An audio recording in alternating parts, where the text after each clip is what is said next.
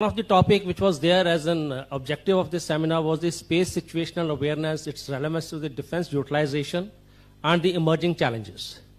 So I would just like to highlight some of the structural aspects of the framework as available in the open domain and the industry perspective into it.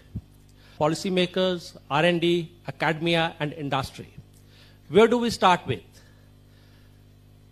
If our space assets are to be protected, we need to have a surveillance round the clock onto it. Like as per Union War Book of India, the air defense responsibility has been clearly vested with Indian Air Force. And we have well established if somebody comes so close, dangerously close to our assets. The only legal framework treaty available as of now is Outer Space Treaty, which was signed way back in 1967. So we as a spacefaring nation need to raise a voice. US will not raise a voice. China will not raise. Russia will not raise. They are very comfortable in their own domains.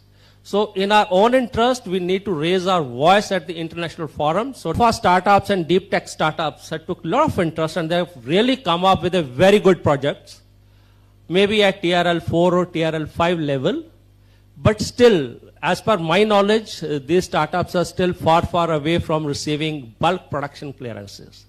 That is where they make money.